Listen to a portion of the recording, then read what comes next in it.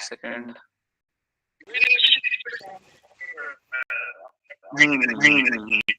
नहीं पार्टिसिपेंट्स का ऑलरेडी बंद कर दिया था मैंने विजिटर्स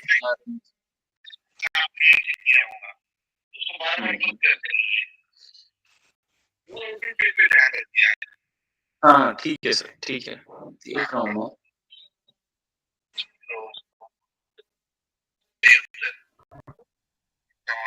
कौन आर्टिस्ट सेकंड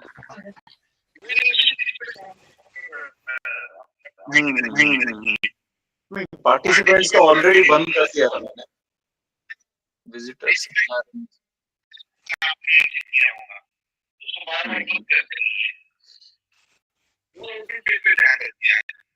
हाँ ठीक है सर ठीक है देख रहा हूँ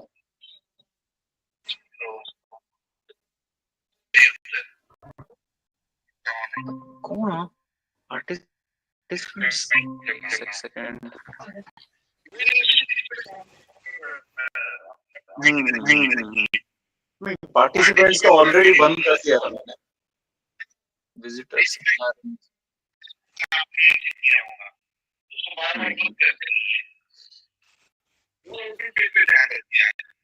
हाँ ठीक है सर ठीक है देख रहा हूँ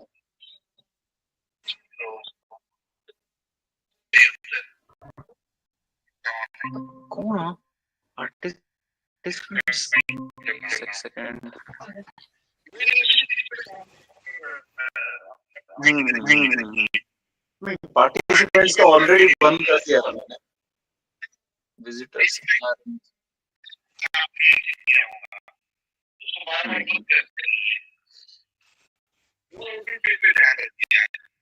हाँ ठीक है सर ठीक है देख रहा हूँ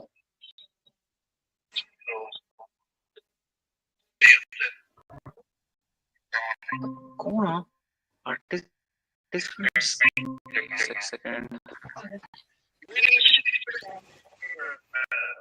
नहीं पार्टिसिपेंट्स का ऑलरेडी बंद कर दिया था मैंने विजिटर्स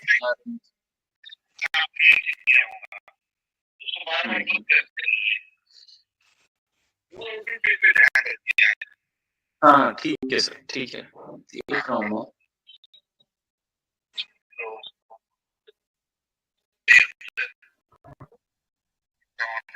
कौन आर्टिस्ट सेकंड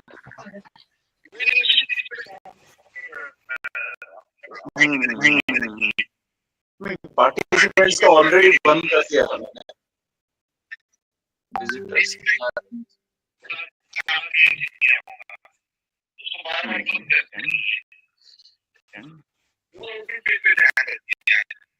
हाँ ठीक है सर ठीक है देख रहा हूँ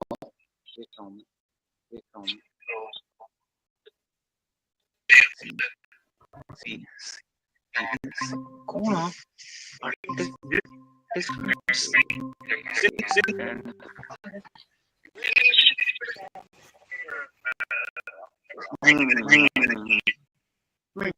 सेकंड एक सेकंड सर चेक कर रहा हूँ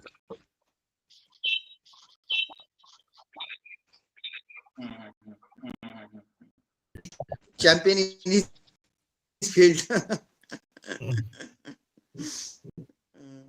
Likewise, all are champions.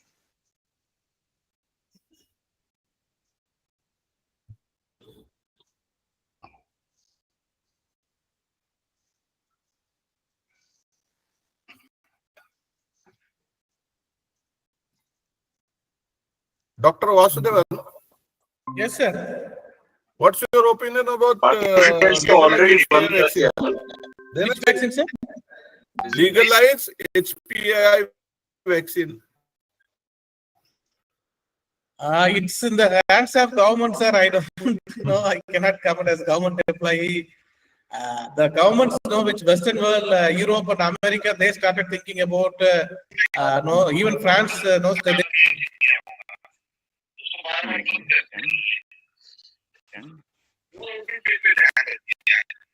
हाँ ठीक है सर ठीक है देख रहा हूँ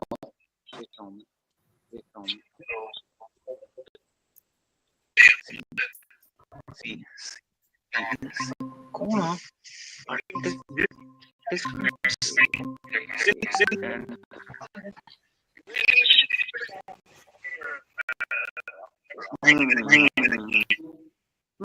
एक सेकंड सर चेक कर रहा हूँ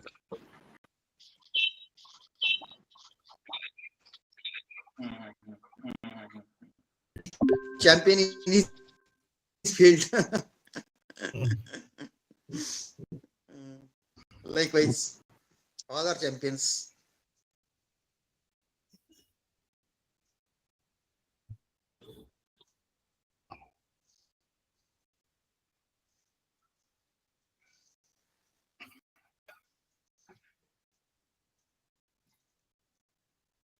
Dr. Vasudevan, Yes, sir.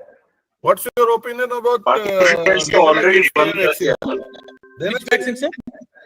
legalize HPI vaccine.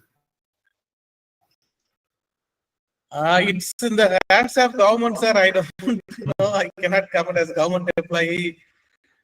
The governments know which Western world, Europe and America, they started thinking about, no, even France knows that.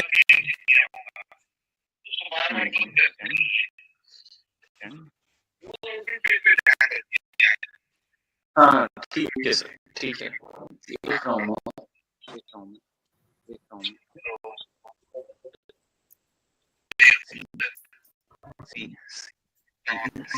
कौन है?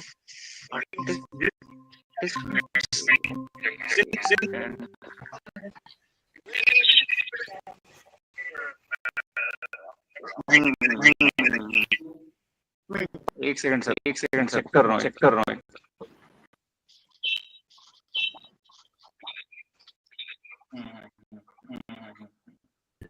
Champion in his field. Likewise, all are champions.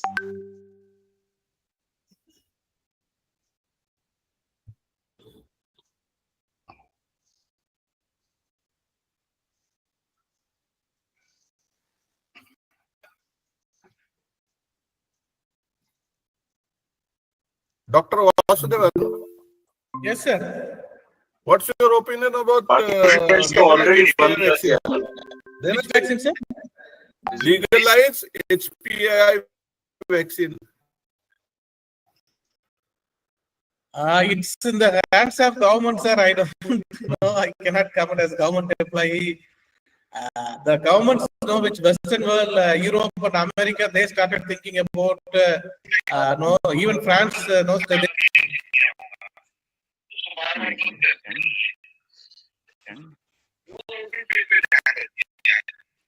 हाँ ठीक है sir ठीक है देख रहा हूँ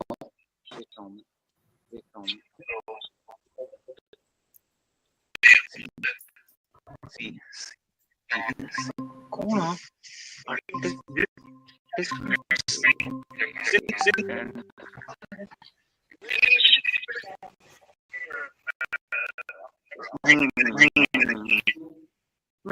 एक सेकंड सर चेक कर रहा हूँ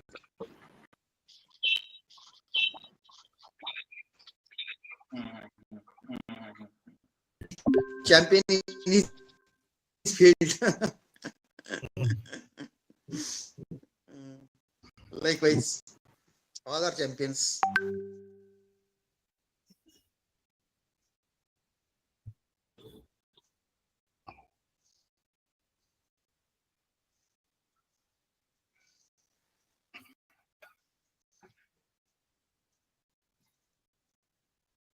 Dr. Vasudevan, Yes, sir. what's your opinion about Participants को already बंद कर दिया Which vaccine, sir? legalize HPI vaccine? It's in the hands of government, sir. I don't know. I cannot comment as government employee. The governments know which Western world, Europe and America, they started thinking about, no, even France knows that.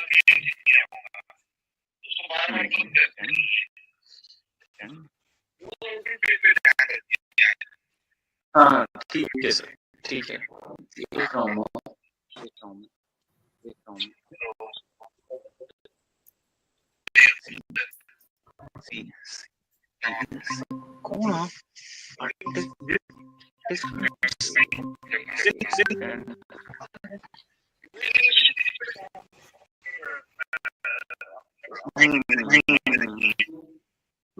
एक second sir check कर रहा हूँ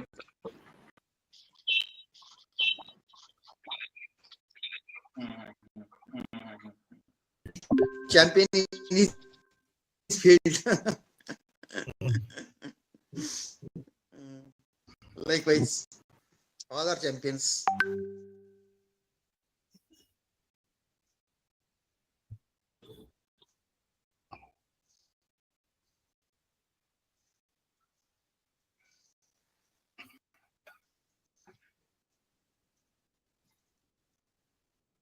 Dr. Vasudevan, Yes, sir. what's your opinion about already won this year. Which vaccine, sir? legalize HPI vaccine? It's in the hands of government, sir. I don't know. I cannot comment as government employee. The governments know which Western world, Europe and America, they started thinking about, no, even France knows that.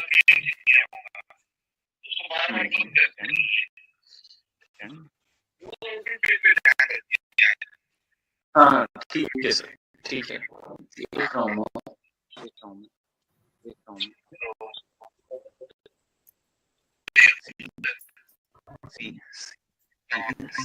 कौन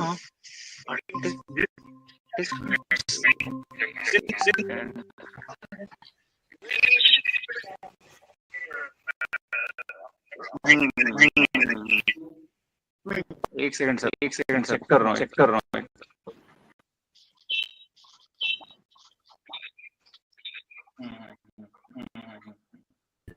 Champion in his field.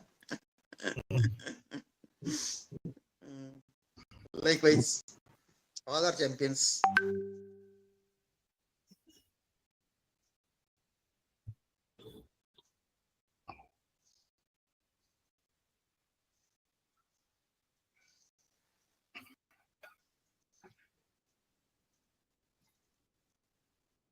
Dr. Vasudevan, Yes, sir. what's your opinion about already won this year. Which vaccine, sir? legalize HPI vaccine? It's in the hands of government, sir. I don't know. I cannot comment as government employee. The governments know which Western world, Europe and America, they started thinking about, no, even France knows that.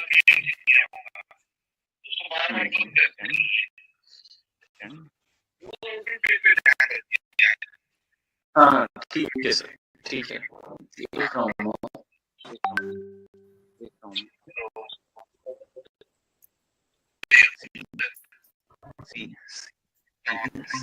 कौन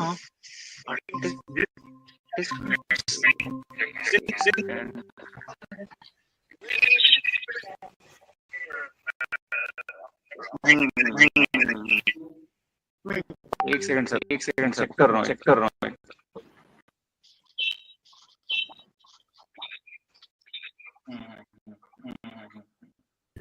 Champion in his field. Likewise, all are champions.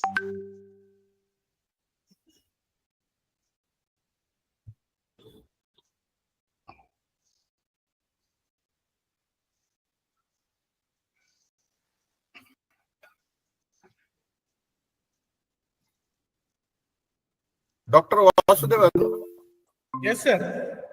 what's your opinion about already won this year. Which vaccine, sir? legalize HPI vaccine? It's in the hands of government, sir. I don't know. I cannot comment as government employee. The governments know which Western world, Europe and America, they started thinking about, no, even France knows that.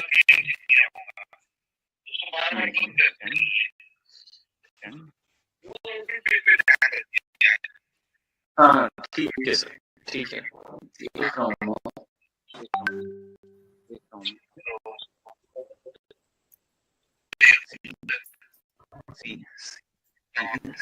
कौन है?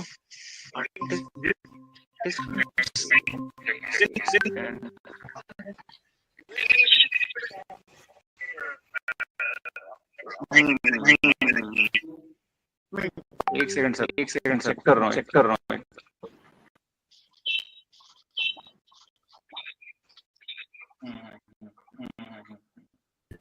Champion in his field.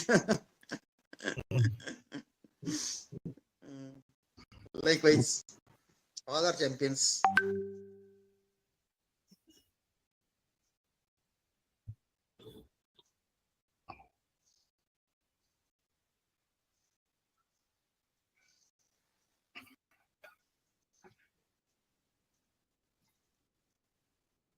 Dr. Vasudevan, Yes, sir. what's your opinion about already won this year. Which vaccine, sir? legalize HPI vaccine? It's in the hands of government, sir. I don't know. I cannot comment as government employee. The governments know which Western world, Europe and America, they started thinking about, no, even France knows that they,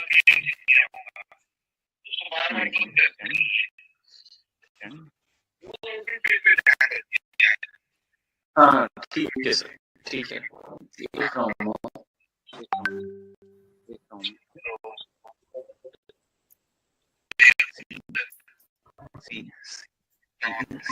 कौन है?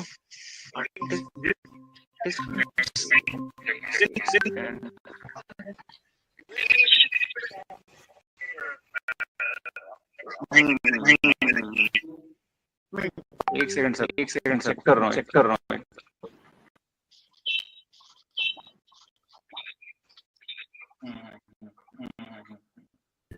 Champion in his field. Likewise, all are champions.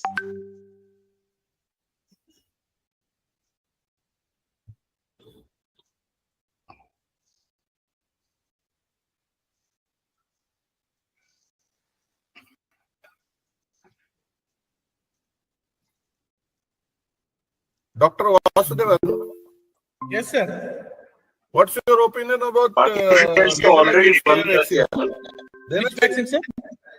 legalize HPI vaccine? It's in the hands of government, sir. I don't know. I cannot comment as government employee. The governments know which Western world, Europe and America, they started thinking about, no, even France knows that they,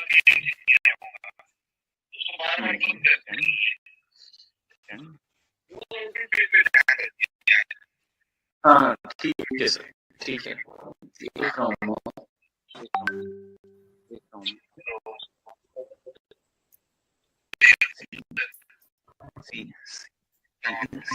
कौन है?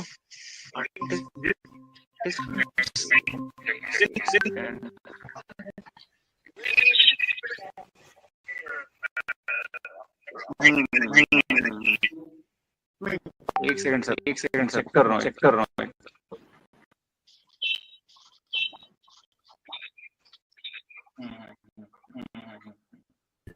Champion in his field. Likewise, all are champions.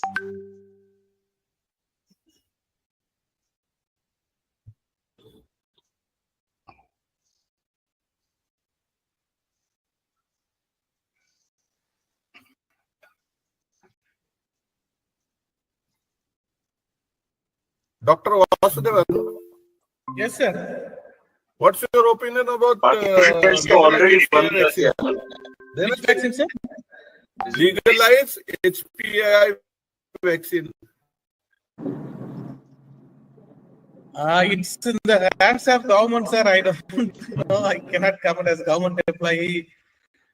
The governments, which Western world, Europe and America, they started thinking about, even France knows that.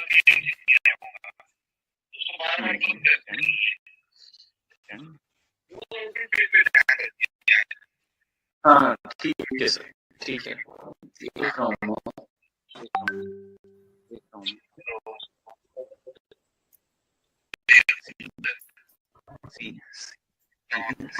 कौन?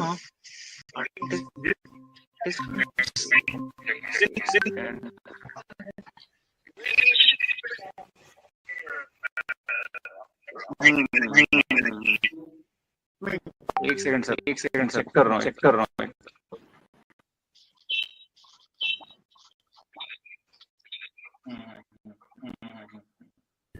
Champion in his field. Likewise, all are champions.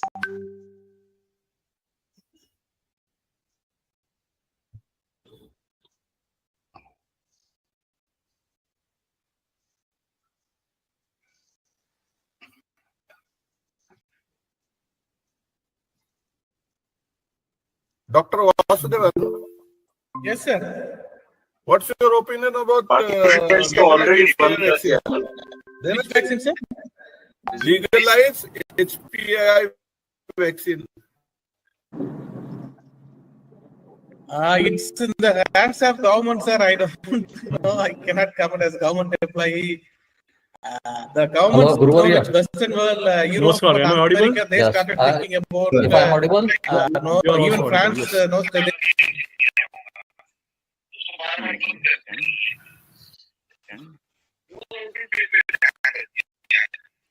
हाँ Jeevan, can you start? ठीक है, देख रहा हूँ। Yes, sir. Dr. Jeevan, Yes, we can start now, sir. 62 plus 1. Or to Ranade, sir. want to run it, sir, or I should? You should start. Dr. Ajay Deshpande should start. I will first Jeevan, please look into this WhatsApp group, Bhagat, sir. Sure. Chronology and order. Otherwise, there will be chaos. No, there won't be any chaos. Don't worry, sir. You will begin. Don't worry. So, good evening, everyone. Good evening. Champion in his As everyone is aware, problem, disease challenges we are facing since last 3 years Likewise. almost. A mastery problem of swollen kidney syndrome, which can be, in technical terms, it is called nephroma. It is hunting everybody. All of a sudden, the birds become listless, and dehydration is there, and sudden mortality shifts us, and there is Yes, spike sir. in mortality. What's It your starts opinion from 8 about days, already 8 days. There are different age groups. 8 days, then legalize 22, 22nd day, then 28 days. Then after 32 days, which is causing severe losses It's in the to all hands the of government, sir. I don't poultry know. fraternities I and cannot indicators comment as and government farmers. employee. Number one, The government, Guru, will look into this problem. Europe sir, and am I audible? America, they Yeah, started well, thinking deeper into about. the if I am audible, send the You are samples Even audible, France yes. knows for that. serology and PCR. There are complex findings are being noticed. Some say it is adenovirus. Some say, हाँ Jeevan, can you start?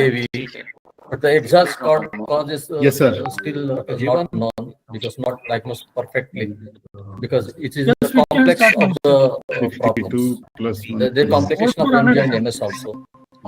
So since last 3 years, You should start. particularly Dr. Ajay at Deshpande the should onset start. of I will rainy first season, we are experiencing such problems and huge mortality. WhatsApp group, Bhagat, sir. Then second thing, Sure. in every summer, chronology and order, we face huge mortality because of India outbreaks. No, there won't be any chaos. Don't worry, sir. Let's You will yeah, this you summer will is begin, also you not will an begin. Don't exception worry. to that one.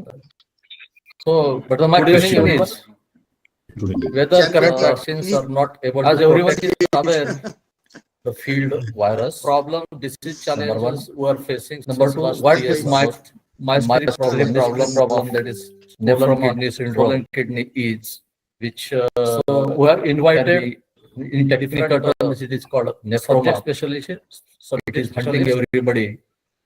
for this webinar so that we can conclude something at the end of this webinar, and this will help dehydration problem and certain field levels by everywhere, like in mortality.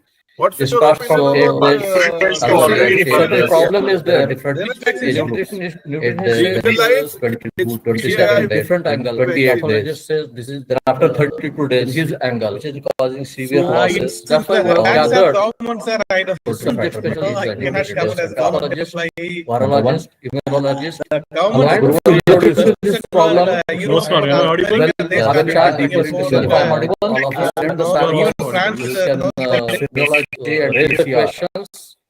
There are complex findings are being noticed, and this is just to ignite the subject and open up the subject. Some say I have started it, and I know and or the exact cause is professor for introduction panelist and moderating this webinar. Because it is complex, enjoy the discussion. They both understand and MS also. We'll come to some conclusions. Last 3 years, particularly the solution for entire such problem fragment. WhatsApp group, Bhagat, sir. Over to you. The second thing, in every summer, Thank you and very good afternoon, we everybody. face huge mortality because I won't take up your time. None of them won't be any chaos. Most of the introduction has been done by you, Ajay Deshpande. that one.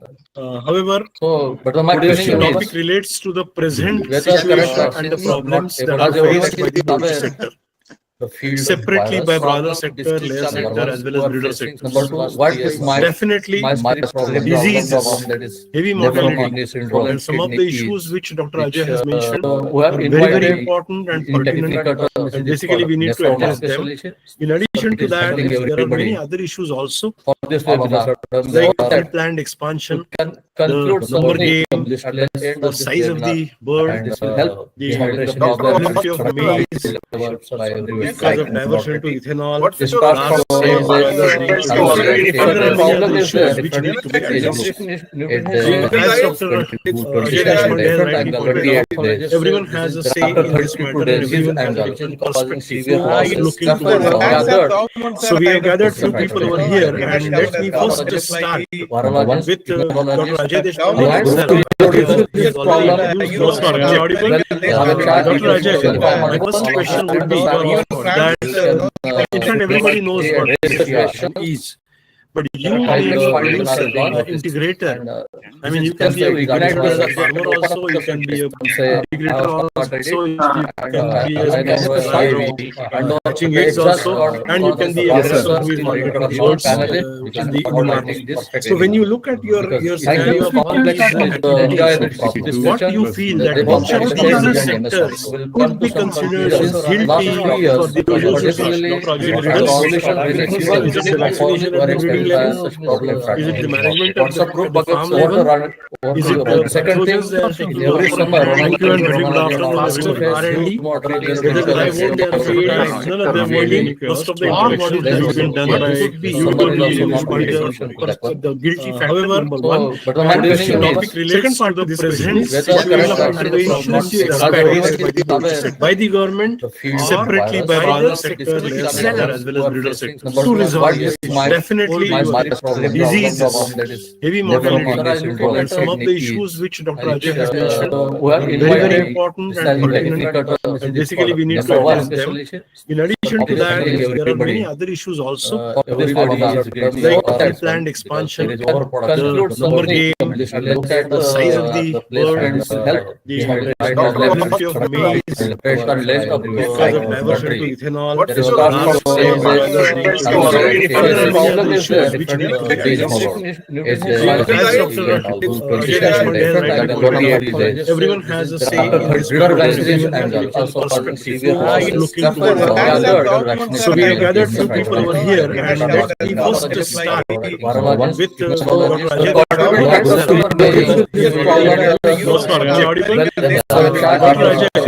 first question would be that each and everybody knows what this is.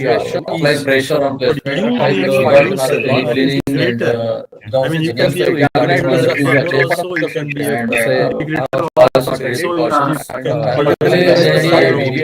touching aids also, and you can be a board seat. So when you look at your scenario of what do you feel that all these sectors could be considered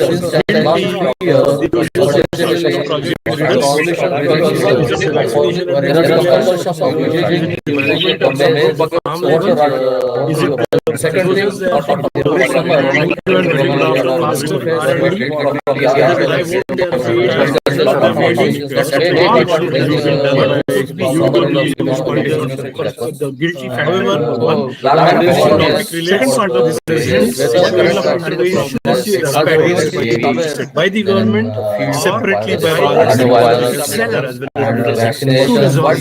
definitely diseases, heavy mortality, and some of the issues which Ajay has mentioned. Basically, we need to address them. In addition to that, there are many other issues also, like vertical land expansion, the number game, the size of the farm, the availability of maize. So in fact, according to you, what is your improve the situation which is there right now. Everyone has a say. Definitely, we also in the so we have gathered some people here and you also know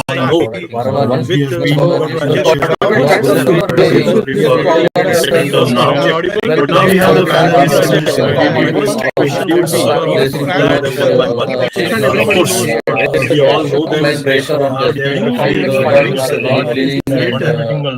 You can be now also you can be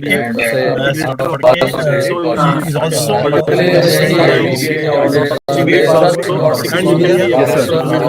he's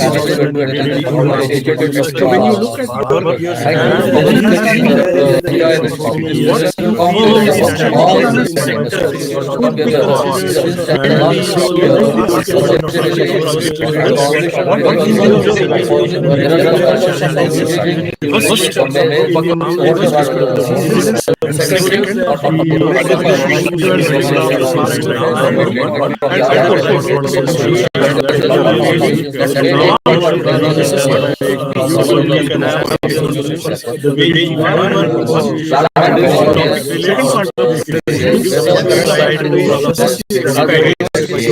by the government, separately by diseases, heavy mortality, some of the issues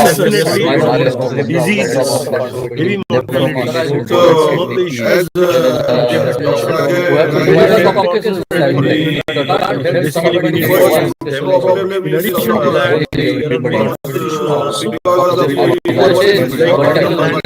size of the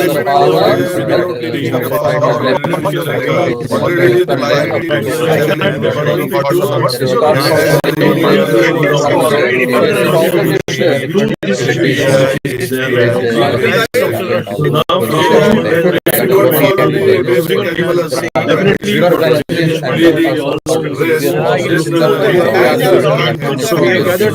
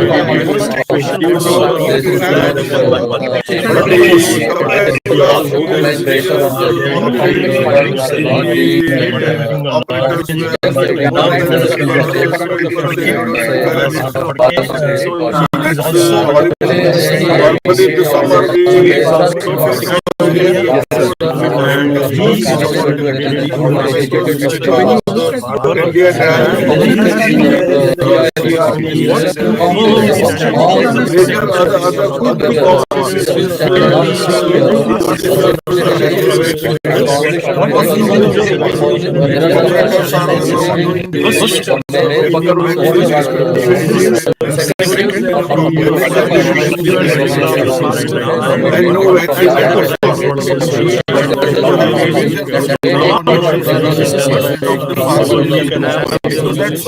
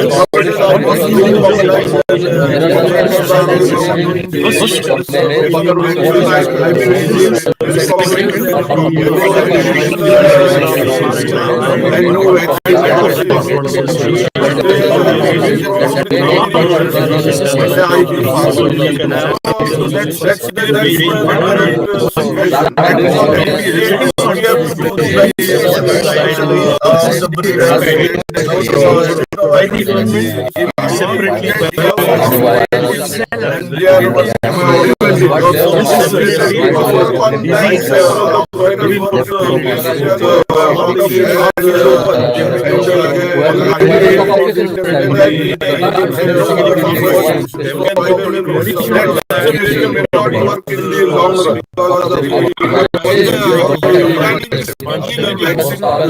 the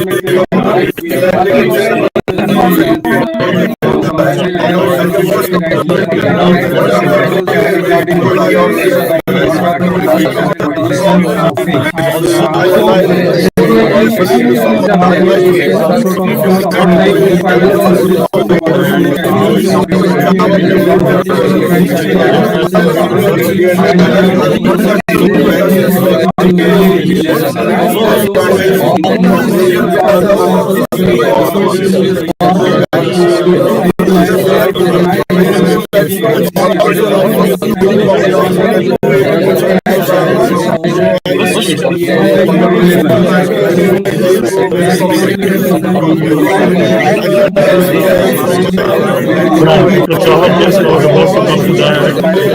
I just feel that, you medicine one is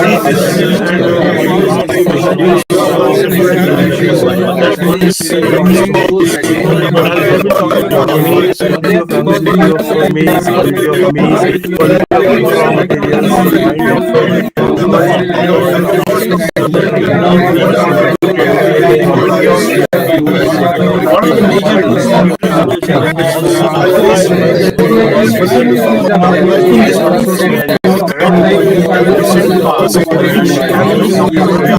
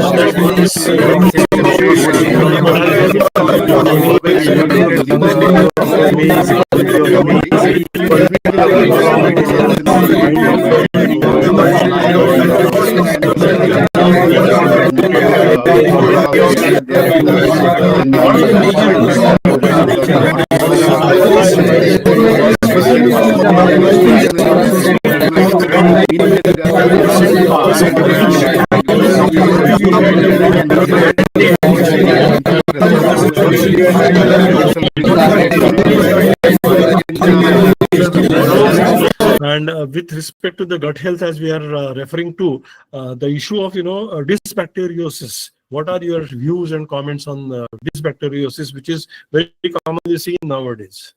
Sir, I think we need to answer from the basics. The dysbacteriosis, this is not actually the gut health. Last, I think we are this gut health term is the last 10-15 years we are using this as a buzzword. We need to be we need to go with the basic. By and large, nowadays we are feeding the pellet broiler feed. Broilers we are feeding the pellets, and in this process we are actually completely neglected the gizzard function, and we made it as actually instead of actually functional and grinding organ, we made it as a transit organ. There is no scope for the gizzard. It becomes dysfunctional, and there will be, and gizzard is being a pacemaker of the digestive tract, and definitely it regulates the digestive movement. And if the gizzard function is good, then only I think we can definitely minimize a lot of problems with respect to the dysbacteriosis. And one is by controlling the particle size. And there is the nutritions are actually a dilemma, because if you want a good particle size, your pellet quality will be a problem. And if you go for a fine grinding, then your gizzard health will be a problem. All this we have some practical problems also. But at the same time, I think of actually make it somehow useful by using more fiber. Means some sort of I'm using the word correct fiber. You have to use it at moderate levels to have the better gizzard function, so that actually we can definitely have some sort of good gut health we can achieve. Right. So whatever was being termed as a anti-nutritional factor in olden times, when we were students, we were told fiber is an anti-nutritional factor and all that. That has to be incorporated wisely by using your own wisdom in view of the present situation, to improve the gut health, and that's very, very important factor that you have mentioned. One last question. One more thing I want to add, Yes, sir. As far as gut health is concerned, I believe the many coccidiostats are becoming resistant to this one, and the resistance problem is causing a nuisance again, because rovinidin, one of the most potent chemical anticoccidial, the coccidia are showing resistance to that one. So we need to identify properly before applying any anticoccidial program to feed. Yeah, I think we'll go back to Dr. Chawak during our second round to talk to him about a little bit of coccidiosis. But before that, Dr. Nataraja, we have found that, in the initial stages, the broilers, the growth is very good. But during the finisher stages, the growth is affected and the percentage of culls is more, right? So what in your opinion, are the nutritional reasons, and what should be done to avoid these two things? Basically, I can say, if you this is not a new problem. I think in India we are excellent in pre-starter. We do excellent in pre-starter, and up to starter stage we will be excellent, far above the global standard. But when it comes to the finisher, that's what actually opened by many. Whenever I interact with many foreign people who have come to visit when they are visited with Indian farm, they found actually they up to starter stage you are excellent, but finisher, I think maybe there is a lacuna in biosecurity, and the problem with our feeding program also. We have only three feeding programs, and from 25 days roughly we start giving the finisher diet, and it goes up to 40 to 45 days, and around 20 days actually we maintain only one program. because definitely the 25-day bird requirement, nutrient requirement may not be same as the 42-day old. And at that time, the challenges are huge, this one. And maybe it's the litter management or the poor water quality. Definitely, there will be a lot of gut health issues will be there, and definitely it will the gut health, and there will be translocation of the bacteria from gut to the musculoskeletal system, and it creates a lameness. The one thing is actually we can definitely have at least 2 program in the finisher stages, so that for every 10 days we have 1 program, and at least we will be close to the requirements of the birds. The nutrient requirements will be close, and it will help maybe definitely in we can address the issue by using some good growth promoters or alternative growth promoters, where this we can prevent this fibrosis. Coming to the fiber, I'll tell actually this can be one insoluble fiber, good quality insoluble fiber, which can help in the better gizzard function, can be used in moderate level, so that we can have a good gut health. Yeah, very correct. We have worked on that quite a lot. Now, before we move on to the next panelist, I have one small announcement. A lot of people, I can see on the screen, they are raising their hands. It is not possible to allow them to speak because of the paucity of time, but I would request them to, type the message or the question, whatever it is, and post it so that, I can read it and I can ask to the respective panelists. Now, we move to the next panelist, who is coming from the belt of layers, who is coming from an institute which is, I would say, completely dedicated to the poultry production, and it's none other than the Veterinary College at Namakkal, and he is Dr. Gowthaman, who has extensively been working in the layer belt, and so far we have been basically talking about broilers and the problems associated with that. But in layer belts also there are a lot of issues, and especially in the present scenario, the layer farmers and the layer belt is facing different kinds of problems about which we are not very much aware. But there are many farmers in the audience who are layer farmers. So first let me introduce Dr. Gowthaman and ask him what are the major endemic diseases present in the layer sector as of now, especially in the southern part of the country, throughout the country. Dr. Gowthaman, please. Kindly switch on your, yeah, that's fine. Am I audible, sir, now? Yeah, yes, sir. Yeah. Good evening to all. Really, the endemic disease burden is one of the huge challenge for the layer industry throughout India. And there are few diseases which is almost endemic and regularly reported throughout the year. And the major issue in the layer industry is one is that low pathogenic avian influenza H9N2 virogenic Newcastle disease complex. And outbreaks usually they are very common in growing and at the early lay stage, mostly during the onset of lay and also peak lay. The outbreak ranges between the 18 weeks to 30 weeks of age. Major risk factor is that we observed is mainly the poor vaccine coverage. Like usually 2 to 3 LPA vaccines and nearly 5 to 6 Newcastle disease vaccines, including live and killed, are required depending upon the endemicity of the problem in a particular area. Again, there is no fixed vaccine schedule. It depends upon the endemicity of the problem and the disease occurs in a particular form. So accordingly, the farmers has to manage the standardize their vaccine schedule according to the farm conditions. Number one. The other major risk factor is that the low body weight. Low body weight, high stress density, these are all the other issues which precipitate the Newcastle disease and virogenic disease complex. Mainly, the birds are not 100 to 150 grams lower than the standard. They suffer more with the pathology. This is the main reason that some farms they had light incidence of disease. Some farms have suffered times and it's so prolonged course of the diseases. What we observe is mainly due to the low body weight and also presence of some immunosuppressive factors like mycotoxin underlying this issue. Other important factor what the farmers often neglect is that the persistence of the virus in the pipeline. This is the main factor leading to the outbreaks immediately after shifting of the broiler birds to the layer set. Usually farmers used to ship the birds around 70 to 80 weeks of age from the layer, grower set to layer sets. So within a week after that, immediately the birds show signs of Newcastle disease and ILD. This is mainly due to because of the persistence of the virus in biofilms. Though farmers used to clean the pipelines with acid, they are not properly observing whether it is properly cleaned or not. This is one of the major factor. And when we use proper chemical sanitizers to clean the pipeline, this afterwards the outbreaks are getting stopped. So this is one of the major ignored factors of pipeline cleaning and persistence of the virus in the biofilm.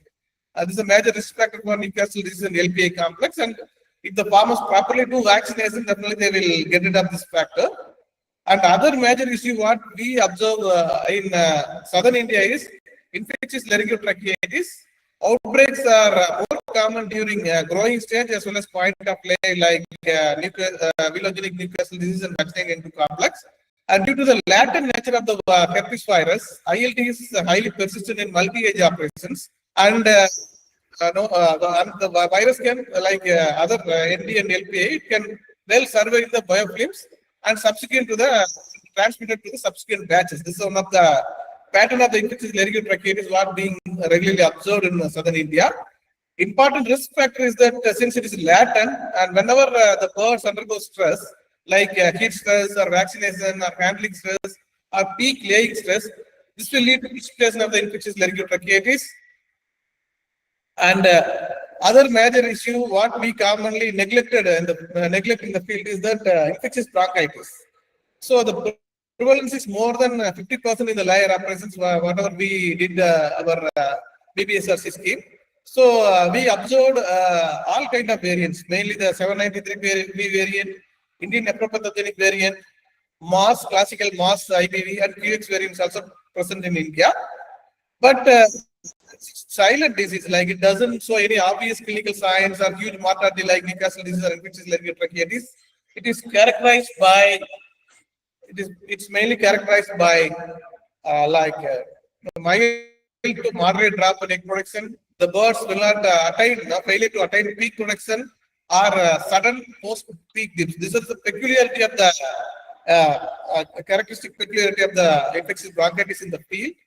And if the standard is around 93-94%, means the bird may get a percentage of flying percentage of around 89 to 91%.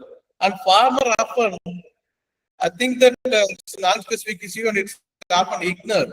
And if you see the mortality pattern, the mortality will be slightly higher than the basal standard level. For example, if the 1 to 2 birds per 10,000 birds means, sometimes you may get 1 bird per day, or sometimes you may get 5 birds per day, and other day you may get 7 to 8 birds per day. And again, there may be 1 or 2 birds.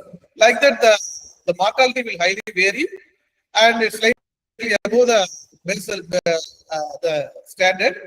And the postmortem lesions are non-specific. It will look like E. coli and salpingitis issue. Mostly like a farmer often ignore it because of the non-specific lesions.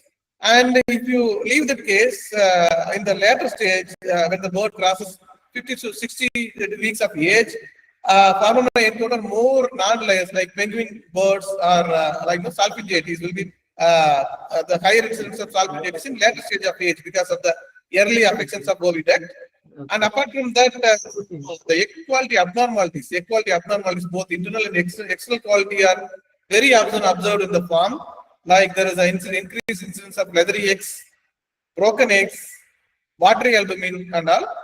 And coming to the diagnosis, it is a tricky virus to diagnose because its isolation is very tough. And because of the variant nature of the virus, no universal primer is able to detect the virus within a single PCR reaction. We have to keep on using panel of PCR primers to detect the virus. And Indian virus, we need a separate primers, and like variant virus, we need a separate primers. This is one of the practical difficulty in detecting the virus at the laboratory level. Major risk factor for infectious bronchitis is mainly the wrong vaccine strain selection and improper vaccination, because we always depend upon the Western vaccine schedule, like 4/91 and mass change for infection bracket is controlled.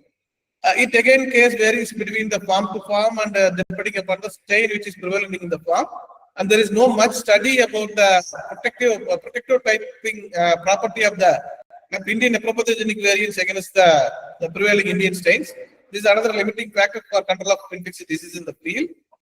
Other major issue, emerging issue what we face in the field is that chicken infectious anemia and fowl adenovirus complex.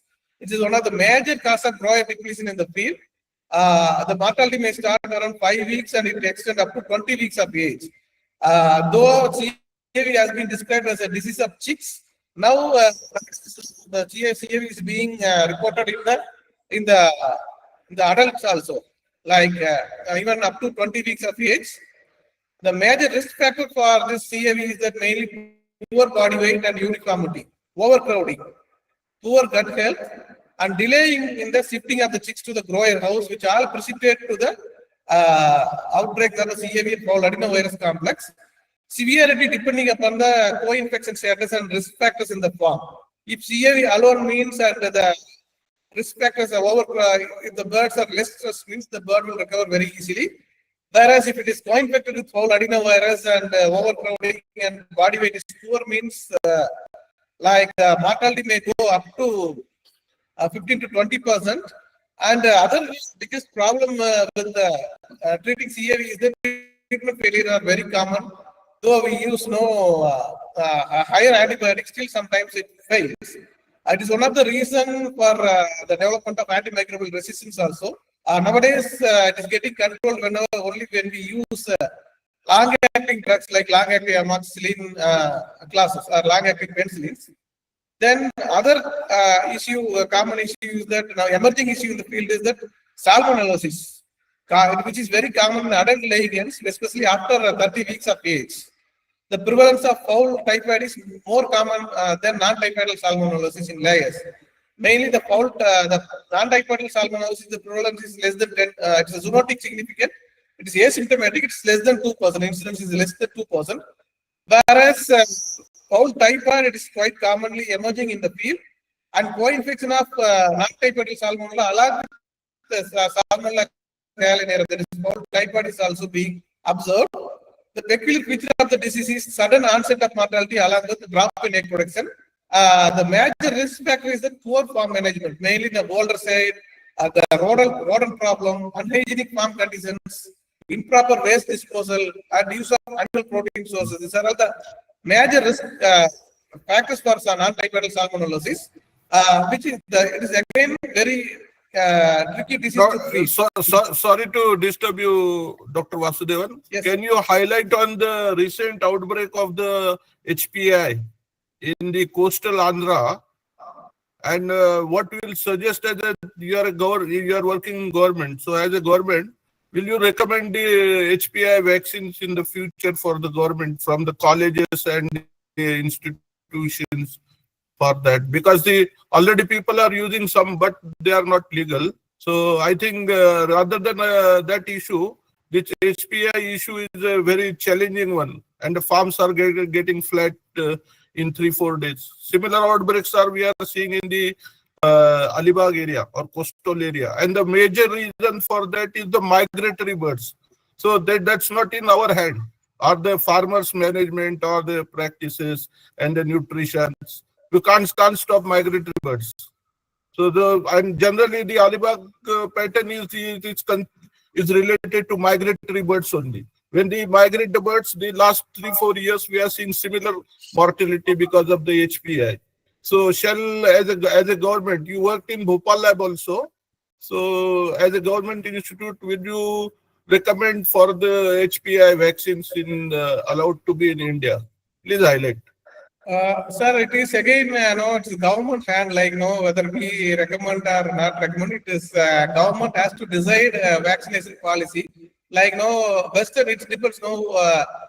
Usually as per the government action plan for control of HPI is that India adopted non-vaccine policy, and it is being commonly practiced throughout the Europe and America. Where the culling is more prevalent practice to control in order to avoid the virus evaluation. So that's what country follows as of today now. At this stage, like no, it is very too early to comment on vaccination issue unless until no, like no, it's like the Bhopal lab decides this issue. So. Sir, I would like to comment on this matter because Yeah, please go ahead. I'm representing VIP. Thanks to all VIPs for the support. We're lobbying to the government of India for allowing this HPI vaccine, live vaccine, to be imported in India and to be manufactured in India. So till last year, I think the authorities are very adamant that they were not talking about the subject. On the subject also, they were not allowing to open up the subject also, as far as this HPI vaccine is concerned. But the fundamentals are changing globally. Even US is suffering a lot because of HPI outbreaks. And if you look at the inflation there, as far as egg prices and chicken prices are concerned. Even few European countries, they have allowed experimental vaccinations and observing very closely. So now the government authorities, they are at least listening to the poultry sector. They are listening our grievances, because if every year these outbreaks are there, severe outbreaks are there, so there is the question of existence of this sector itself. So whenever necessary is a clause, as far as if you consider globally, there's OIE's guidelines, the comprehensive, the policy to control the HPI and LPI globally. So that has given, the schedule has been given, that program has been given up to 2029. And they also are recommending now the vaccination is only option. Spread of the virus. So they are positively looking into it, government now, and hopefully they will listen to the industry or poultry sector, and who are all again the participating. VIP is again participating in the discussion, which is a nice one. They are inviting us, and I'm glad to share with everyone that industry fraternity, all the associations are pitching positively and pressurizing government to please allow this, because it's the question of existence of the industry. Dr. Deshpande, I was about to ask a question pertaining to this little later, but now as you opened up the topic, let me ask you straight away that, see, the science is on one side, the commercial aspects are on the other side.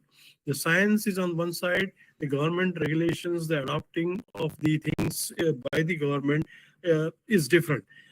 How you feel that, VIP or anybody, as a matter of fact, a scientific community can draw a balance between these two, keeping the science also intact and alive, and also abiding by the commercial aspects and the rules and regulations of the government? What should be done?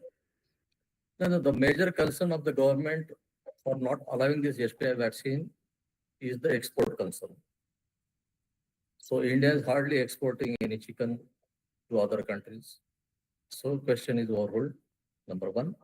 Number two, the industry, and sorry for using industry word, the poultry sector. Poultry sector is experiencing huge losses, economic losses. And we need to act, somebody has to act it, because they are telling about the surveillance has to be increased. How the surveillance, these migratory birds, as rightly pointed out by Dr. Phadke, how you carry out the surveillance of these wild birds coming from Europe and everywhere to the poultry farms? So that is not practically feasible. So what is feasible? And many people are importing it, the vaccine in black and injecting them. They are getting good results. In South also, you see, the Poultry Federation and President Danda showed that vehicle, that vaccine bottle to the authorities. Yes, we are getting it on black and we are injecting to our flocks, and we are satisfied that we have protected our flocks. So that boldly they are telling it right now. And government also knows it. Yeah, so it's a tricky situation and one has to go through that. Now, And the point is, instead of having illegal vaccines and paying cash and there's no responsibility, now we have the legalized LPI vaccine from the Winkies. Like the legalized vaccine is always answerable. Right. Why we are paying for that? So let us be legalized. Already the farmers are using illegal vaccine. And so they increase the unethical trade, and the farmers don't have guarantee. Though suppose some other disease comes with the illegal vaccines, then who is answerable? So yeah, you're right, Dr. Sir, again, one more I want to share it with you. I was fortunate to be panelist today in the Asia arranged by the Asia Group regarding the GMO crop, GMO maize. So this is the burning and latest topic which has come in between the tariff negotiations between India and US also. So many points I could learn from that one. So the report says that already the GMO has been detected in the many foods in India. So the worries regarding what the common people have in mind about the health problems of GMO utilization. Already it is there in the food chain. So we have to explore that opportunity also. The same issue applies to these vaccines also. Yeah. Because many are importing and doing it. So why we can't legalize it? Yeah, you're right. Can I once again request all the panelists to switch on the cameras, because I can see now Dr. Nataraja and Dr. Phadke. Kindly switch on the cameras so that the audience can have a look at who all are the panelists and what it is. Now coming back to Gowthaman again, before I go to some of the questions which have been raised, I just wanted to ask him about the egg quality issues pertaining to the south region of the country, because now recently we heard that the eggs were exported from India to other countries in huge quantities, but then there are issues pertaining to right from the weight of the egg to the quality of the egg. So maybe the leathery eggs or the porous eggs or whatever. So how you look at it, and what would be the solution to that? Kindly switch on the mic, sir. Yeah. Yes, sir. You rightly asked the question regarding the egg quality issues. It's a very biggest issue in the laying hen industry. Number one is that weight, failure to attain egg weight. It totally depends upon the nutrition and infectious causes. Nutrition is mainly with the methionine and adjusting the energy levels. And coming to the infectious causes, it's mainly the small eggs or underweight eggs are mainly due to the infectious bronchitis. Mainly the small eggs are mainly due to infectious bronchitis and Newcastle disease. This is about the egg weight. Then coming to the egg quality issues, mainly external and internal quality. External quality is concerned mainly leathery eggs and cracked eggs. And there are different kind of cracks are observed. Like number one is the star cracks. If you observe the eggs under the torchlight, you can find star-like cracks. Mainly occurs due to the cage problem, like the wear and tear in the cages and old cages. It's important management issue regarding occurrence of star cracks. And the other one is that poor egg cell strength. If the egg cell strength is poor, again, it's more prone for the star cracks when it rolls in the egg tray. And coming to the infectious causes are concerned, the main reason for star cracks is Newcastle disease. When we observe the star cracks, when we apply Newcastle disease live and kill vaccine, really it gives immediate results. The issues getting solved due to Newcastle disease within 10 days. The other type of egg abnormality is leathery eggs with or without watery albumin. The reason for leathery eggs mainly due to excess phosphorus, Newcastle disease, especially when they are early late, infectious bronchitis. When infectious bronchitis is observed, you can find leathery eggs with watery albumin, and also avian metapneumovirus and avian influenza. These are all the key infectious diseases responsible for the leathery eggs. Other issues that porous eggs. Porous eggs usually observed as older eggs. Whenever they cross the age of 60, 65, the porous eggs are very common. Another major reason for porous eggs is that due to the cell gland defect mainly occur in infectious bronchitis, which mainly affects the different parts of the oviduct, which is responsible for responsible infectious factor for porous eggs.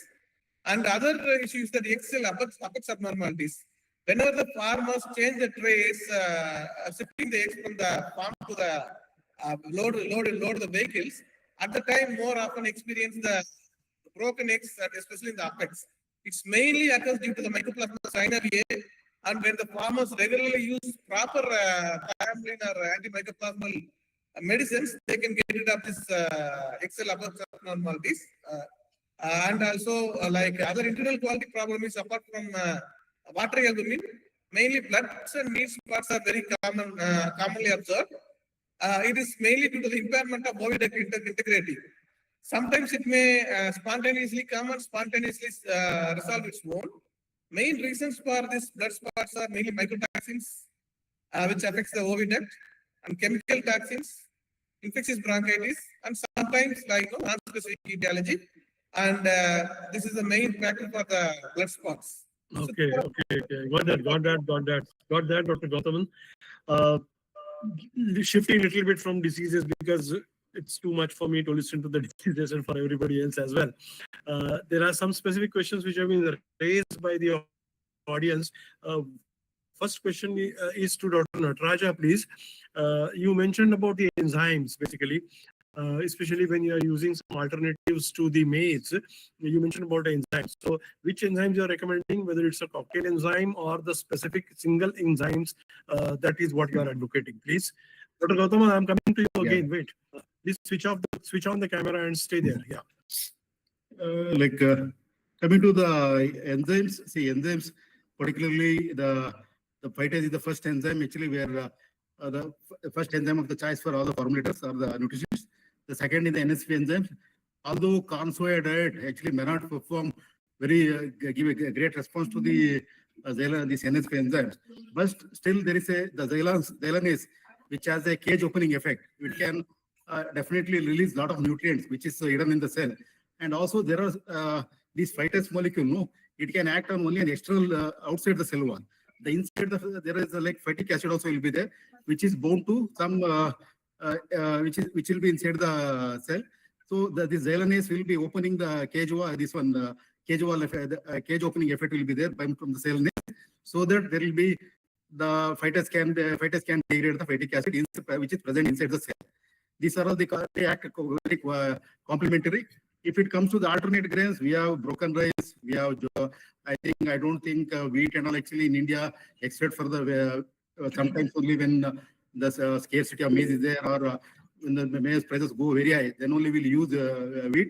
But using wheat, ground wheat, like actually there we don't get any effect actually. Definitely, rather actually we'll get negative effect. Better to put in either directly without grinding or making only 2 pieces. Then only the action of enzymes can act on that actually, and there will be better utilization of the wheat. Otherwise, if you ground the wheat, I think we don't get any. There will be no use. Yeah, thank you very much. Now, 1 or 2 questions, one after the other, to Dr. Chawak, which have come. Basically, Dr. Chawak, we would like to know a little bit more about the calcium tetany, which you tried to explain, the age group during which the birds are affected and what can be done about it. Yeah, actually, calcium tetany in breeders is because of feeding of high level of calcium, maybe more than 0.8% during growing period and pre-lay period, so for longer period. Then we can see calcium tetany, and if the production is more than 2 to 3% daily going up, then we can see the mortality after feeding, and then there is no other lesion. Sometimes congestion of ovaries and other things will be there. But the treatment is important. We can give calcium and vitamin D3 along with probiotic and enzymes in feed. And definitely we should have a split feeding, and electrolytes and antipyretic drugs can also be used, such as salicylic acid. And sometimes liver and heart tonic also are useful for treating calcium tetany. Yeah, that's good. Thank you very much. One question common to Dr. Phadke as well as Dr. Chawak, because people have been following different vaccination schedules. So can you, in the interest of the viewers, can you enlighten a little bit about, the ideal vaccination schedule which should be followed in the present situation? First, Dr. Chawak, then Dr. Phadke, because Dr. Chawak will talk science, Dr. Phadke will talk field. There is no ideal schedule as such. That depends on the farm conditions. Okay, then I'll go back to Phadke, sir. What do you suggest, Dr. Phadke, about the vaccination schedule? For broilers, commercial broilers. Yeah. Commercial broilers, there are various different opinions, but in the healthy season, definitely they can go for the hatchery vaccinations for the ND and the IBD, and the field vaccination with Lasota. I think that will work. But during the summer months, I don't think that vaccination schedule work in our condition. So definitely for broilers, the field vaccination with the Lasota and the booster around 18 days and IBD, I think that works better. In the summer months, I didn't do the hatchery vaccinations, and I am not mortality wise, I am around 6.5%. So I think that works for better for me. And what it works may be suitable for all. Yeah. But in the long run, we have to be on the healthy seasons. The hatchery vaccination is good, but we have to keep the farmers' practice of doing the vaccines alive. Other than the farmers forget to do the vaccines, I think it is not good in the long run. Yeah. And for the broiler breeder vaccination, it's a very long schedule. If everybody suggests, I can give it on the WhatsApp group. Please do we that. follow. Yeah, please do that. And Whatever you it's are not following. possible to give on the during this discussion because it's a very long schedule and a I lot would of like to add factors. something about that one, about broiler vaccination. So there is much talked about hatchery vaccination, So Go ahead, sir. Go ahead. I think your connectivity. Yeah. So if you analyze the titles about the vaccinations, hatchery vaccinations age-wise, so I'd run 10th day, 20th day, 30th day, 40th day. Then as earlier correctly pointed out by Dr. Phadke, that there is window of opportunity for Gumboro virus to attack because these vector vaccines titers, protective titers don't get before 22nd day. So some the observations are some subclinical Gumboro chances of subclinical Gumboro are there. So it is advisable to go in for vector vaccine at hatchery, END, IBD. Then at 12th or 14th day, you can again give some intermediate strain of Gumboro vaccination on field. So that will take care and protect the Gumboro, and the virus vacciners start multiplying in the bursa. Otherwise, you will get regress bursa afterwards, and that is immunosuppression again.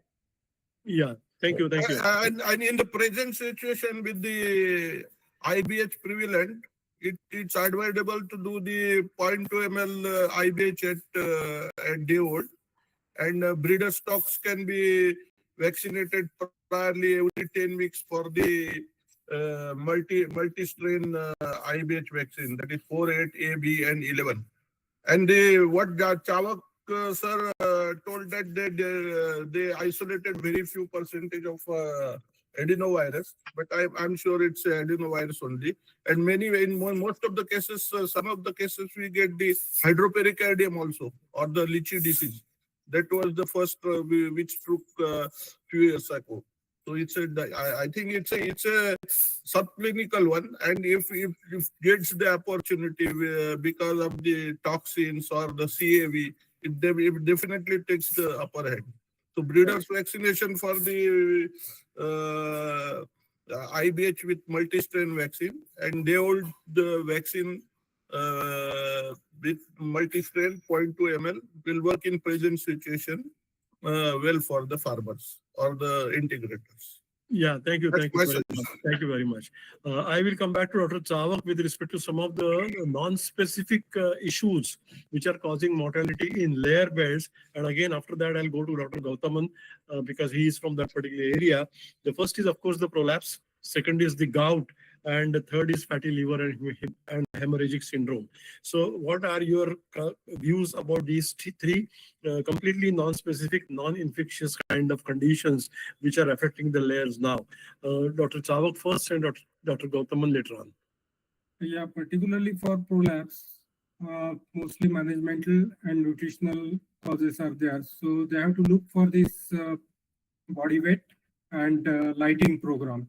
That's very important. Then for fatty liver hemorrhagic syndrome, so again, they can give biotin and choline. Choline is very much important for fatty liver hemorrhagic syndrome, and they can alleviate the condition by giving choline at the proper dosing. And third thing is, what is that? These are the two conditions, isn't it? The third one I mentioned about the gout. Gout. Of course, gout, if they are getting it in growers, then definitely they have to go for feed. That is higher calcium levels. If they give it in a grower diet, then definitely the gout condition persists till laying stage also, because gout is irreversible condition. So the damage caused cannot be reversed. So we have to look for calcium, proper calcium and phosphorus at D3 levels at growing period. Yeah, Dr. Gowthaman, your views on these three issues, these three non-specific conditions? Yes, sir. Yeah. Most of the conditions, like most of the reasons already discussed by Dr. Anil Chawak. The major issue is that nowadays cleositis or ventilator prolapse is one of the biggest welfare problem in older hens, especially during summer months. There is no different etiology is being defined for this mainly for cleositis. It is it becomes some plaques. It is responding when we use salt, but in many plaques like it becomes a persistent issue. It goes up to culling. The probable cause for this cleositis is like excessive light stimulation, especially in summer months. Whenever we give the midnight snacks, the light because of the excessive light, the incidence of prolapse and cleositis is more common in such plaques. And whenever we cut down this light, the prolapse is getting control. This is the major reason. The other ignored reason is that like the high calcium in the diet. When we use calcium more than 4.5 to 5%, it leads to again prolapse. This is one of the ignored cause for gout in layers in the field condition. The other issues are like mycotoxins and the poor body weight during the chick stage. When the body weight is poor, especially before the body frame development, especially under 12 weeks of age, this underweight layers are more prone for prolapse when compared to the birds with which attained the proper body weight. And other reason is that poor gut health is also one of the reasons for the cleositis. And usually treatment is people used to give salt 2 to 3 grams per day per liter in drinking water for 5 days. Sometimes gut acting antibiotics works, and sometimes when it is infectious cause like injection with oxytetracycline long-acting also works. But in many cases, all the treatments also fails whenever it is due to undefined etiology. Next issue is that gout. It is Dr. Chawak well explained about the reason for gout. It is mainly the persistent problem in early lay. Whenever the farmer mistakenly feed higher calcium in grower diet, which leads to kidney damage and leading to gout in early lay, and it goes up to 40-50 weeks of age, and it is poorly responds to the treatment. That is one of the issue with the gout. The main reason is that the calcium, and other issues that sometimes, occasionally, the nephropathogenic strain of infectious bronchitis, avian nephritis or astrovirus. Mainly, it's a reason for gout in broilers. It's not in layers.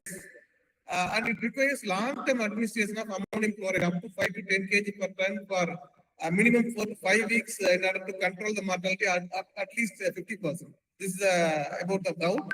And another one is the fatty liver hemorrhagic syndrome, very common in older bears, especially above 45 weeks of age. The reason is mainly high energy content, mainly whenever we use rice broken or wrapped meal, which lead to the fatty liver hemorrhagic syndrome. Other one is that summer months, calcium inadequacy lead to excess intake of energy, leading to the fatty liver hemorrhagic syndrome. Yes, sir. I'll just add one point, sir.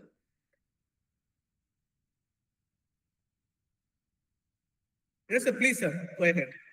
Yeah, because just check the energy levels in the during the phase 1 and phase 2 and phase 3 regularly, and check the energy levels. And generally, some people know, like especially in the DOR, which is the third largest ingredient in the layer ration. Generally, people take a lot of the energy levels are highly variable. They take from 1600 to 2000. And in young layers, energy deficiency happens. In the water layer, more there will be surfeit of more energy, which causes which leads to the fatty liver. Therefore, we need to be careful about the energy levels in the phase 1 and phase 2 and phase 3. This is the major reason. Actually, sometimes energy surfeit will happen, and sometimes energy deficiency will happen, so that the birds will drain the energy from the tissues like liver, and all. They take the they will mobilize the fat from the liver and other organs. And it can also lead to fatty liver. Yeah. One common question, which people have in their mind, that, what is the right body weight at which, the light stimulus should be started? Gowthaman, can you throw some light on that?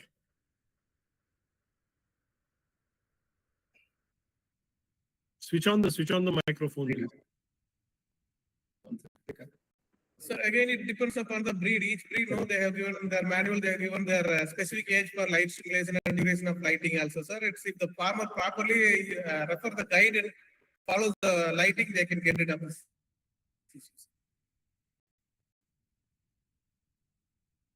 Cannot listen to you. Can you hear me? Hello? No, come again, please. Sir, can you hear me? Hello? Yeah, now I can hear you. Yeah. Okay, sir.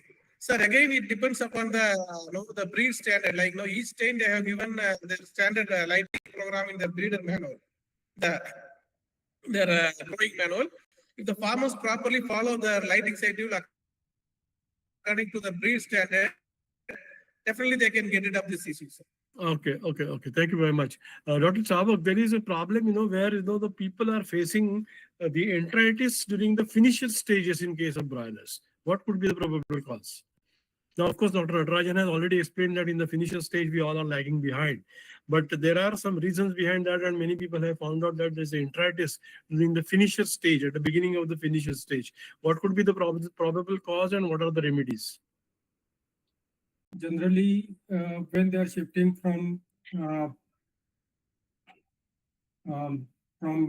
this, when they are shifting to a finisher diet, generally they used to get enteritis. So many a times enteritis they are getting maybe because of infectious causes also, such as maybe if fly population is or something like that. That could be the reason, or the energy levels. Yeah. I think it's mostly related to gut health issue and the management of the AGPs and the probiotics and the enzymes and the shifting from starter diet to finisher diet. Many people use the different coccidiostat for the pre-starter and starter, and a different one for the finisher. So the changeover could maybe the problem. It's a gut health issue, and it can be managed effectively if you manage the AGP and anticoccidial program along with the other aids like probiotics, acidifiers, and the essential oils, etc. Yeah, Dr. Phadke, one more thing which I wanted to ask you about, you are from the field. So there has been a lot of hue and cry about the size of the bird, which is, being marketed and sold. Again, here the science is on one side and the market or the commercial aspect is on the other side.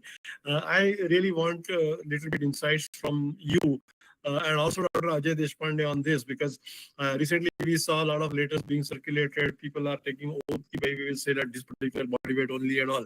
But the pressure is on the other side. Pressure is from various other agencies to sell it at more body weight, and finally at the end of the day the customer is the sufferer. So I want your frank insight, both of you, Dr. Ajay Deshpande as well as Dr. Phadke, about this, and then of course I'll come back to Nataraja about it. Yeah, please. Phadke sir. I think it's a very debatable subject, and many have the very different opinion, but majority of industry stands by selling the 1.8, 2.2, 2.4, 2.5. I think 2.4, 2.5 is the perfect size for as a producer and for the consumers also. But because of the new breeds, we can achieve 3 kg also in 47 days, 45 days also. And that 3 kg birds gives the more dressing weight for the traders. So somehow the traders community, they have become used to, or the shopkeepers have become used to getting the more meat from the dress birds. Or if they dress two birds, they cover the more customers like that.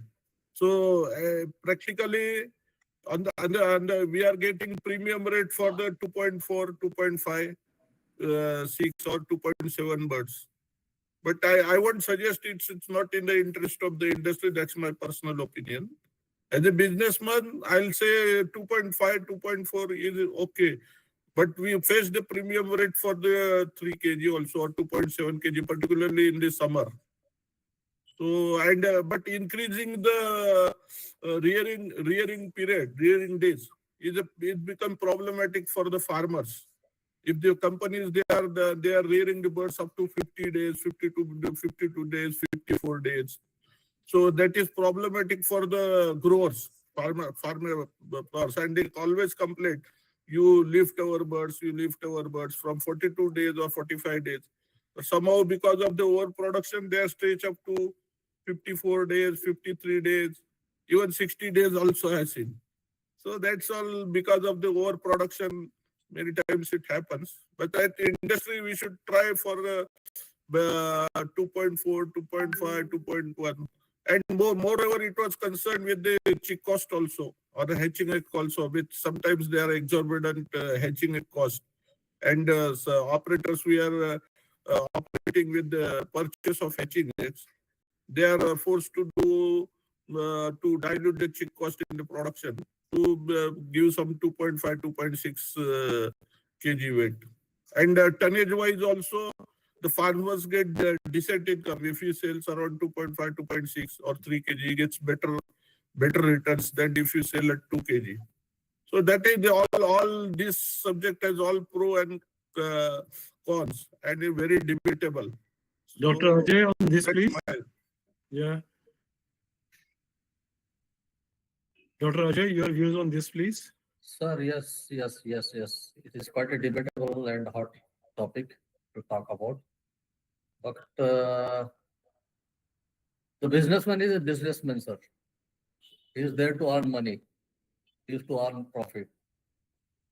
The moment the trader is ready to give premium for 2 to 2.2 kg birds, everybody will produce 2 kg to 2.2 kg broiler. Because having a establishment of or installing a huge breeder farm with huge bank loans, to repay.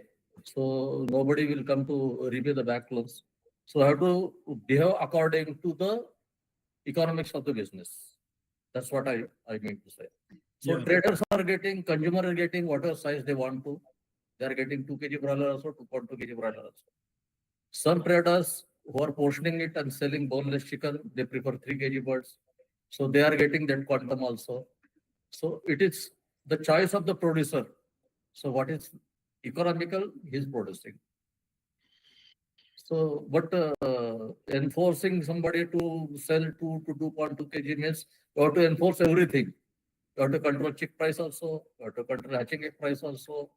So it is not practically possible because it is supply and demand game. So why producers are growing bigger birds? Because they are getting premium at some part of the country. At some part of the country, particularly in north, they are getting premium for 1.8, 2 kg broiler. So producers are growing 1.8 to 2.2 kg broiler over there. Okay. It all depends upon the economics of the business. Thank you. Thank you. Dr. Nataraja, 2-3 things about the feed formulation. First is, of course, the egg weight. For proper egg weight, what are your suggestions to be incorporated in the formulation? To reduce the egg weight, sir? No, increase the egg weight. We want to export the eggs, na? So look at the, definitely, you consider the protein and methionine levels, M+C levels, then naturally, and the lysine to M+C ratio increase to 90%, and you will be able to get the good egg size. And how to So add control to this the linoleic acid also, sir. Linoleic acid, yes. India, if you are using maize, you should not have any problem. If you are using broken rice, and actually try to use rice polish or oil to increase the egg size. Yeah. So with that egg size, how to control the prolapse in such cases? Prolapse, yeah, body weight, then the better calcium management, don't increase calcium, because recently I have gone through an article where increased calcium, no, it leads to cloacitis also. And cloacitis and it can predispose for prolapse. Control calcium, give a good source calcium, and also maintain calcium available phosphorus in a balanced manner. These things should help, sir. Yeah. And Dr. Gowthaman, nowadays we are getting a lot of cases of RD in layer birds. Everybody has mentioned about RD, everybody has mentioned about LPAI and other things, but specifically no other complication. In isolated areas, there are layer farms and we are getting the RD cases. What is required to be done about that? In spite of vaccination, we are getting it. Yeah, first thing we need to rule out the proper diagnosis with the we have to do laboratory diagnosis whether it is coming RD alone or RD plus LPA, number one. Number two, we have to reschedule the strategy accordingly. And number three, eliminating the risk factors. As I said, like the body weight and the biofilm issues and ventilation issues. These are all the other factors has to be ruled out. It has to be dealt with individual farm-wise dealing with the risk factor.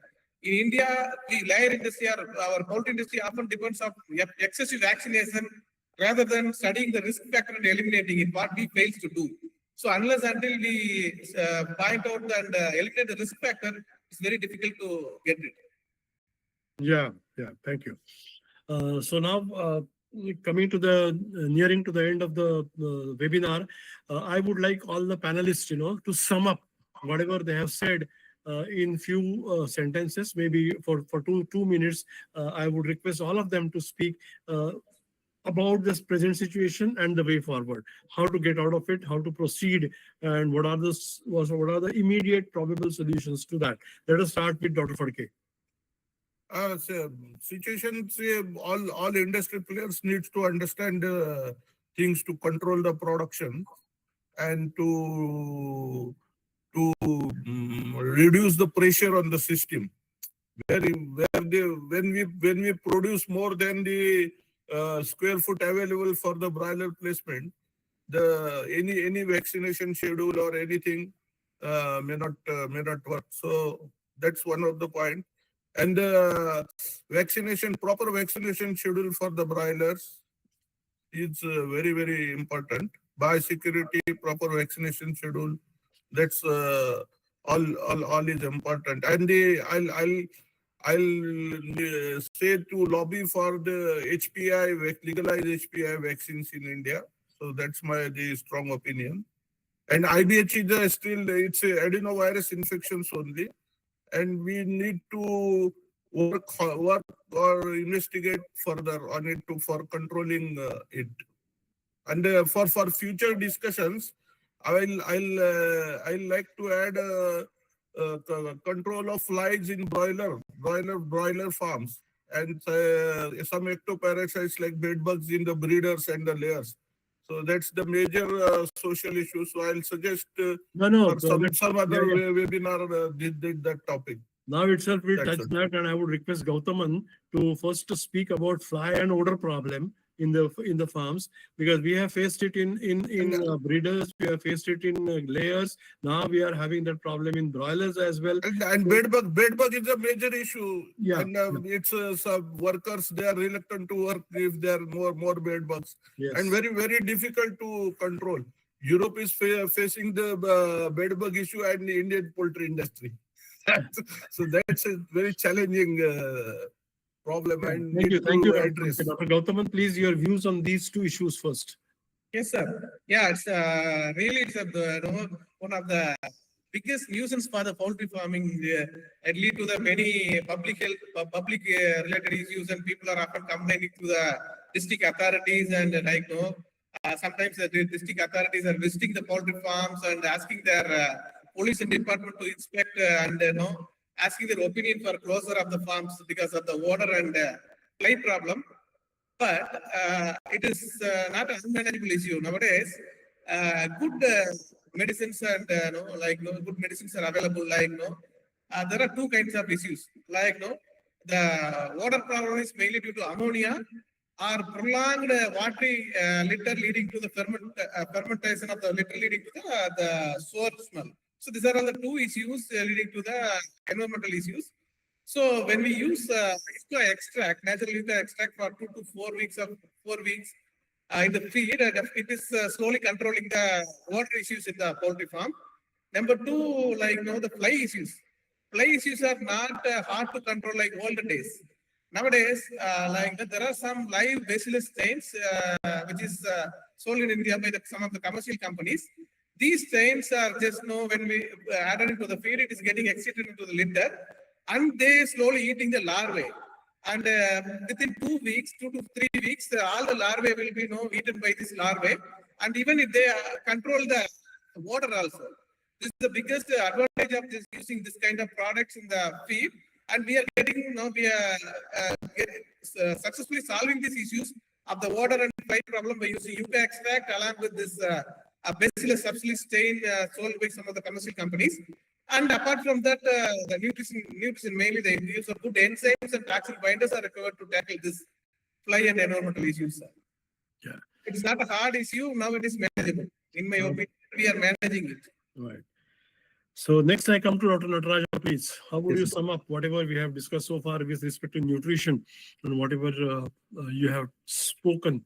If you have to summarize briefly within a few sentences, what are the important points and highlights which you want to share? Yeah, sir, we have to follow the basics very properly. Good raw material quality procurement, good litter management, then combined with the rational use of additives also. This can help in actually achieving better gut health program. And also, we need to, because definitely the ingredients are under pressure. We need to, but still the checks has to be, the regular checks has to be there. Proper use of good acidifiers, mold inhibitors, and also feed mill. We can have achieve feed hygiene, which can ensure physical safety of feed. Also, actually, we can reduce the microbial load. And mycotoxin, use of good toxin binder, and have a good toxin binding program also.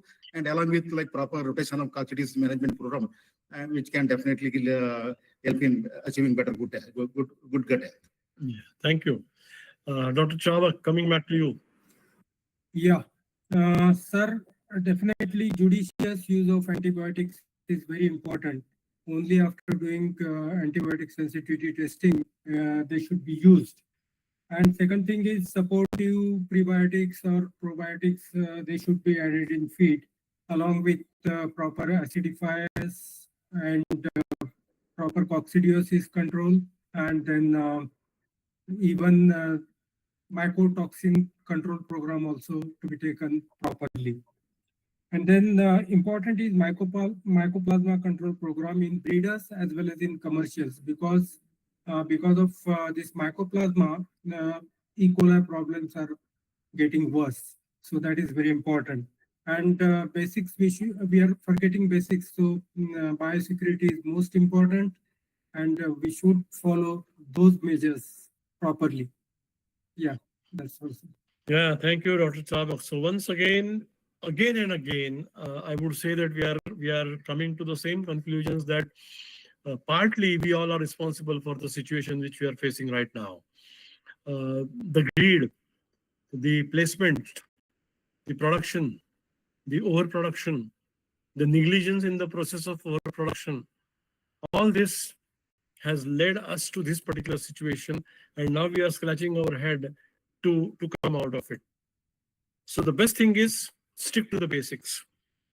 Ati sarvatra varjayet. Don't overdo anything. Don't undermine anything. Don't overdo anything.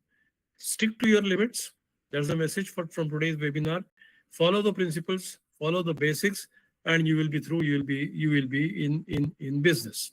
Now, before I conclude, I would like to come to Dr. Ajay Deshpande, the president of the Vetsinpoultry, for his remarks and wrap up, and then we'll conclude the seminar. But before that, this is the first technical webinar of this type, and we will be having more and more of such webinars in future. And as Dr. Phadke pointed out, that for the next webinar, the topic should be, the fly control, the odor problem, the rodent control, and all that thing. So in the same way, whatever are the inputs from your side, you can send it on the WhatsApp, and we will include those topics in the subsequent webinars. Dr. Ajay Deshpande, please. Thank you, Ranade sir. To sum up and take away a message from all the eminent subject specialists, I would like to highlight 3-4 points. First and foremost is stick to the basics.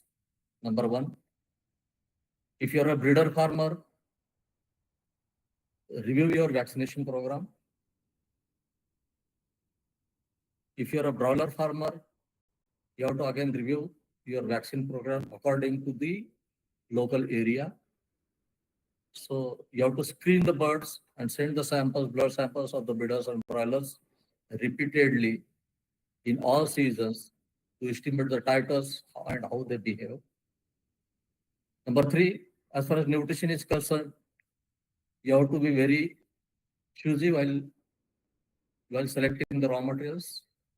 So screener should be there for mycotoxins and all those things to avoid the immunosuppression and secondary viral outbreaks.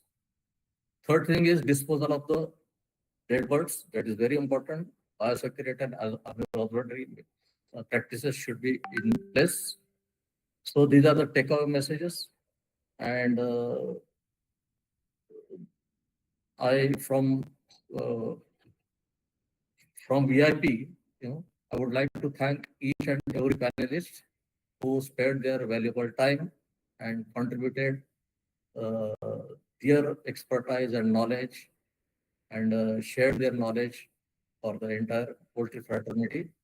I think there are many, 270 participants are there who joined our webinar, which is good that and acknowledgeable. So thank you everyone, and hope we will continue this webinar series in future too with different topics, burning topics. So thank you everyone for joining today. It's from my side. Ranade sir, thank you. Thank you. Thank you very much. So that's how it is. Some of the questions and all the comments will keep on coming. You can directly write to us or WhatsApp about your questions, and of course the topics for the forthcoming webinar. From my side, I have concluded what I wanted to say. Stick to basics. Ati sarvatra varjayet. Don't overdo anything. Don't exceed the limits. Don't undermine anything also. You stay in limits, stay in the regulated frameworks, and issues won't arise at all. To summarize, I would like to thank everybody from my side and from all the participants for joining us and sharing the reviews for more than 1.5 hours. Almost it's 1 hour and 40 minutes we have been talking. And thank you for your insights. Thank you very much. Take good care of yourself. Thank you so much. God bless you. Thank you. Bye.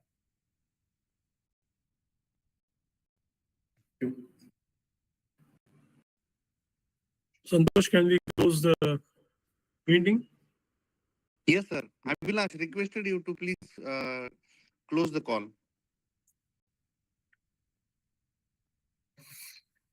Abhilash.